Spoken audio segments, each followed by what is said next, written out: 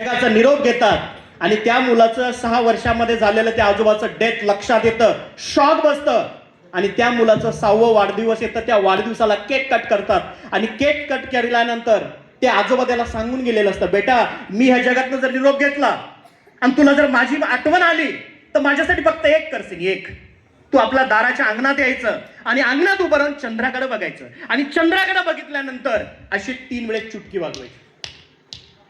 3 वेळेस चुटकी वाजवली, अंगणात उभं राहायचं आणि हे केल्यानंतर मी तिथनं बघेल तुला आणि मी समजेल बाळांनी माझी आठवण काय.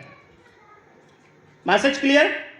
6व्या वर्षाचा वाढदिवस आला, वाढदिवसाला केक कट करायचा होता. आई म्हणतं पटकन केक कट करूया. सगळी लोक जमले, पण हा मुलगा काय करतो, आजोबाला आठवण करतो. त्या आठवणीत ढसा ढसा रडतो, रडत रडत अंगणात जातं आणि अंगणात उभं राहून पहिला चंद्राकडे बघतं आणि चंद्राकडे बघून काय करतं, 3 वेळेस चुटकी वाजवतं. चुटकी वाजवतं, चंद्राकडे बघतं, रडतं, अजून आतमध्ये येत आणि केक कट होतो.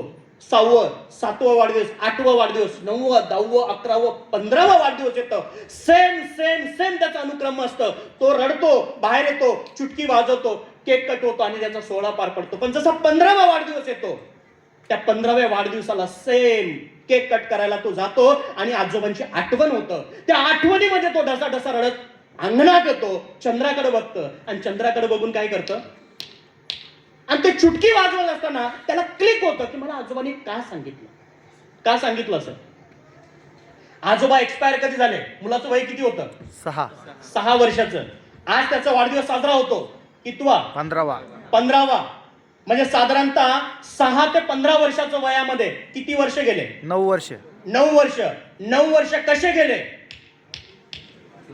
कशामध्ये, चुटकीमध्ये. चुटकीमध्ये. चुटकीमध्ये समजलं पण नाही 9 वर्ष कशी गेलेत, खनखन चुटकीमध्ये. असं तिथं बसलेला कोणी असेल ना, नाही नेक्स्ट इयरला करू, 2026 सगळं जाऊन जात नाही, 27ला करू.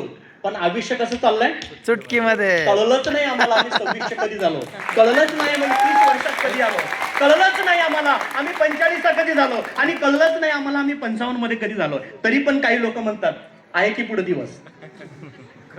बस या बसल्या क्षणी एकच गोष्ट बोलतोय की इथून जाताना ह्या मिशनचा एक फक्त भाग बना. कारण ऑलरेडी मी काल एक उदाहरण दिलं तिथं. उदाहरण काय, साईबाबांचं दर्शन जर तुम्ही घेतलं किंवा आम्ही इथं जर मंदिरात गेलो ना, भोले शंकरांचं दर्शन घ्या, या गर्दीमध्ये फक्त उभंच राहावं लागतं. मागं कसं ढकलत घेऊन जातं आणि मूर्तीसमोर उभं करतं आपल्यालाही कळत नाही, होतं की नाही. आता सनेस तसं बनलेलं आहे, फक्त गर्दीत उभं राहायचं. गर्दी एवढी बनलेली आपली महाराष्ट्रामध्ये की तुम्ही ढकलत ढकलत का होईना कधी मर्सिडीज उभी राहील घरासमोर तुम्हालाही कळणार नाही, एवढं असते सांगेल. आणि आज एवढा सुंदर असा प्लॅटफॉर्म, कमिटमेंट असतील, लिगल असतील, एवढं सुंदर एज्युकेशन सिस्टम असतील. आज अशोक सरांबद्दल बोलायचं म्हटलं तर साधारणतः आम्ही तर एक विडा उचललाय की आज आम्हाला 2026 आणि 27 मधलं आमचं टार्गेट आहे ऑर्गॅनिक. मला सरांनी बोलून दाखवलं की मी माझ्या स्पीच मध्ये मांडलेलं आहे की 2027 मध्ये बाय अग्रीमेंट मध्ये आम्ही फार्मर प्रोड्युसर कंपनीच्या माध्यमातून शेतकऱ्यांनी बनवलेलं मिलेट्स, डाळी हे परचेस करून विकायला आम्ही मार्केटला सनेच्या प्लॅटफॉर्मवरती उभं करतो. आणि आता 26 चालू आहे, 26 मध्ये अवेअरनेस क्रिएट करतो, प्रोडक्ट मधनं तुम्हाला रिझल्ट देतो, तुमच्या माइंड वरती चांगल्या पद्धतीचं एक एज्युकेशन ऑर्गॅनिक फार्मिंग बद्दल तुमच्यापर्यंत पोहोचवतो. तरी सुद्धा आम्हाला काही लोक म्हणतात की सनेज काही बरं नाही, सनेज चुकीचं आहे. त्यांच्या मतानं चुकीचं पण असू शकतं, असतं की नाही. हॅलो, हा, मग सनेज काय चुकीचं करतं, तर सनेज आज लोकांच्या, युवकांच्या घरामध्ये लाख रुपये महिन्याला देते, आमची पहिली चूक आहे. दुसरी चूक काय की एवढ्या लोकांच्या घरामध्ये आम्ही आरोग्य पोहोचवतोय, त्यांना दवाखाना